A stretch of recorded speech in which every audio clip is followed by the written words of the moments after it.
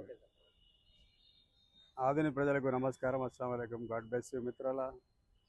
గత 38 సంవత్సరాల నుంచి నానుతున్నటువంటి ఒకే ఒక్క విషయము మాస్టర్ ప్లాన్. మరి 38 సంవత్సరాల కింద అనుకున్నటువంటి మాస్టర్ ప్లాన్ ఇంతవరకు రాకపోవడము చాలా సిగ్గుచేటు, అవమానము. ఎందుకంటే మరి ఈరోజు చూసుకున్నట్లయితే గత 20 ఏళ్ళ నుంచి చూసుకుంటే ప్రతి ఇంట్లో ఒక 2-3 వెహికల్స్ ఉన్నటువంటి పరిస్థితి ఉంది. బైక్స్ ఉన్న పరిస్థితి ఉంది.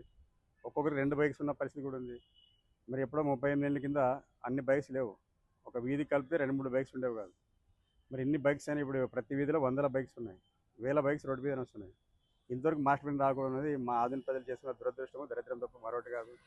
ఇది పూర్తిగా గత పాలకులు, అధికారుల చేతకానితనం తప్ప మరొకటి కాదు.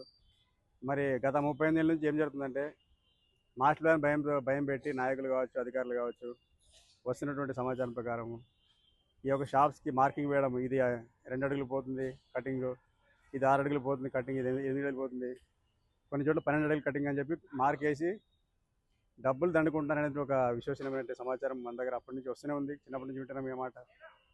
మరి ఇదే దరిద్రంగా మరి 38 ఏళ్ళ నుంచి మరి నాయకుల అవినీతి కావచ్చు, కొందరు ఎమ్మెల్యేల అవినీతి కావచ్చు, కొందరు అధికారుల అవినీతి వల్ల కావచ్చు, ఆదిలో ట్రాఫిక్ జామ్ అనేది నరకం ఇంతవరకు అట్లే ఉంది.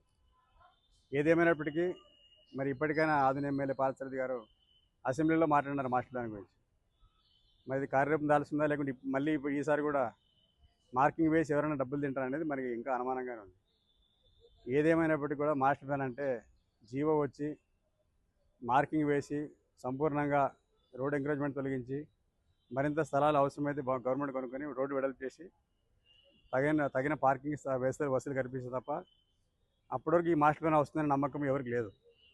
ఎందుకంటే మేము చిన్నప్పటి నుంచి చూస్తున్నాం. 38 ఇయర్స్, 1989 నుంచి వింటున్నాం. ఇది మాస్టర్ ప్లాన్ వస్తుంది వస్తుంది, ఎక్కడ వస్తుంది ఎక్కడ పోతుంది ఎవరికి తెలియదు.